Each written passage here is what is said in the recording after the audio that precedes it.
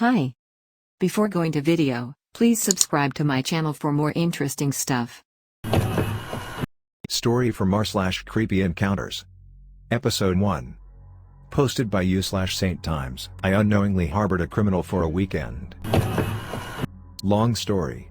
This series of events took place about 7 years ago. I was having a smoke outside my small duplex apartment at about 4 a.m. I worked 12s and had an odd schedule, so it wasn't unusual for me to be alone in those early morning hours when almost nobody was awake. Occasionally I'd have a chat with my neighbor. She was probably in her early 60s, had suffered a stroke in the past. She was very sweet and didn't have anyone to vent to, so I would listen, smile, and try to be good company. She's mostly unrelated but will come up again later. I sat there alone, smoking.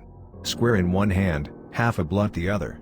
It was practically silent that early in the morning, which is the only reason I was able to hear some footsteps coming from the nearby alleyway.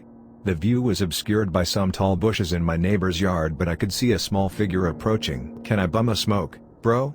says the figure, who's finally about to turn the corner and reveal themselves. I immediately responded, "Sure. No problem." As the person comes into view, I was a bit surprised to see it was a short man. Maybe I shouldn't note these next details, but I feel I must because I feel like it adds context to the situation. If you are sensitive to mention of race, skip forward to next paragraph. I'm mixed white/black and have waist-length dreads. This guy is dark-skinned African American. I live in small-town rural Ohio and am one of very few non-white people in the area, excluding the kids from the local colleges who come from all over the world but are rarely seen off campus or outside of the bars and whatnot. In my experience, the fellow was dressed like he was from the city or somewhere a bit fancier or more stylish/urban than what I'm used to locally. He seemed, oddly, super relieved to see me and even more excited when he saw I had a blunt burning. I offered to share and basically let him have the rest. We instantly hit it off, making random small talk. I have pretty serious social anxiety. I always think I sound stupid or lame when I talk, so I really just wanted to shake hands and part ways.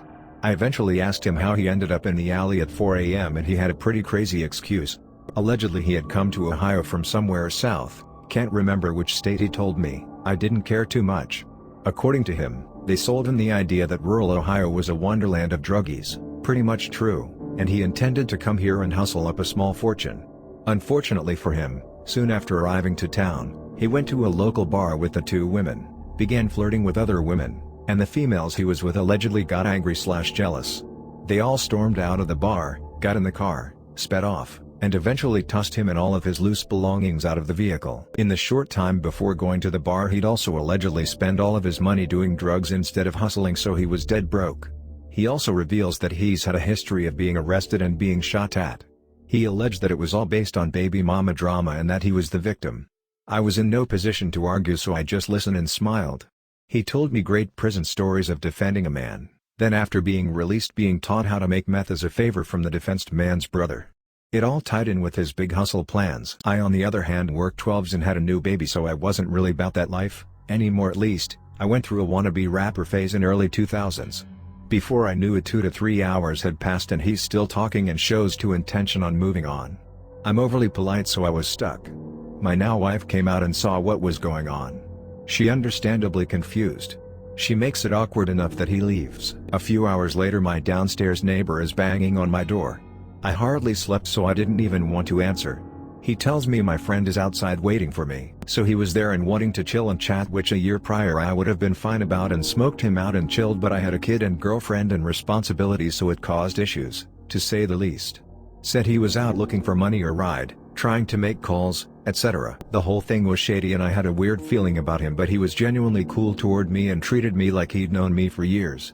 I felt pretty bad for him considering that the small town we live in can be kinda racist/suspicious/etc., and he stood out like a sore thumb even to me, myself being among the weirdest looking, most noticeable person in town. Plus I thought somehow that I was discriminating. I knew how that felt and wasn't going to pass it on. Plus I knew I was his only bastion of hope. Nobody else was gonna help or let him hang around. It's a small town, there's nowhere to go. So I ignored things like, for instance, when I asked him where his stuff was. He went back to the alley and came back a few trash bags and a big girl's purse. He said that a man saw him get kicked out and gave the bags to him. He offered the purse to me for my wife. I politely declined but appreciated the gesture, I guess. It felt weird. Boo again. I was afraid I was discriminating somehow. I gave him a big luggage type bag I had gotten as a gift years before and never used. He transferred all the stuff into the bag. I only saw a few things like sweatshirt. He wore the sweatshirt later that day and it totally clashed with his style and seemed too small. I felt like it wasn't his but thought I was jumping to conclusions. I grabbed him some food from inside and gave him like $20 for survival and also bribed him to leave. He eventually took off in search of rides/women to stay with/money or whatever. As night fell it got super cold and when I cautiously crept back out to smoke, he appeared again like he'd been hanging around the area for a while. He looked super cold and was shivering and rubbing his hands together. At this point I really just wanted to let him crash on the couch, but again, I had a woman and a new baby in my house and I didn't know this dude, so I got him some blankets and hot pockets and snacks and let him crash in the garage we shared with the neighbors. Needless to say, they were surprised to find him there in the morning. This time he said he was my cousin. They didn't like it and confronted me about it. I apologized and told them the truth, excluding some important sketchy details because I knew they'd probably get him in trouble somehow and I felt bad. I knew I had to work in the morning and was not going to leave with him creeping around my house with my family home alone. He was a stranger and I wasn't gonna take the risk, even thought I sort of blindly hoped/trusted that we respected each other. I went online and found tickets for that day and was ready to just pay for them as a good deed and drive him to the stop. When I came out and told him, he was really thankful and thanked me so much for looking out for him. At some point it took a weird turn and he showed me a broken-looking security camera and offered it to me, or I was trying to sell it for cash. I didn't want it and doubted it worked and knew there was no fucking way he just legally obtained that. Still, I just wanted him gone and didn't want to betray him or dime him out. He left on one final search for money. I gave him another 20 or some, hoping it would keep him out of trouble. Finally, after another few hours, I heard radios outside of my window. I headed downstairs before I even heard knocking. It was the cops. Luckily for me it was a very calm, professional officer, much unlike many I've dealt with in town. He told me that my wife's bike had been stolen and they have it. He starts to question me about the individual. I guess when they arrested him he described me as a tall white guy with a mohawk. I'm guessing he was actually possibly looking out for me and not trying to involve me further or cover up what came next. I think he planned on returning the bike because his possessions were still in my garage. I told the officer the truth. I told him about how I met him, how he'd been around a few days, how I gave him some money, was gonna buy him a ride home, BC I didn't want him around when I went to work. I didn't tell them any of the stories he told me or anything about his hustle plans, the Bloods, etc. I felt I was definitely gonna be accused as an accomplice. I have tattoos all over, long dreads, wore hoodies and jeans every day. I thought for sure they'd assume the worst. Luckily for me they'd already spoken to my neighbor, the woman who had the stroke, and she said I was a very nice man, that I rarely had visitors, that I'm a good dad, etc. A stellar review TBH. The officer said I was smart not to let him inside and didn't ask much else. We got the bike back. He was on parole or something and not supposed to be out of state.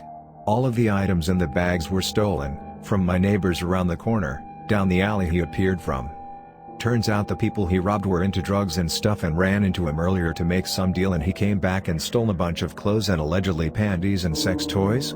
I'm not sure if the panties and dildos thing was true, and I only found that info out BC. That person he robbed was also my co-worker. So yay, don't share cigs and blunts with randos at 4 a.m.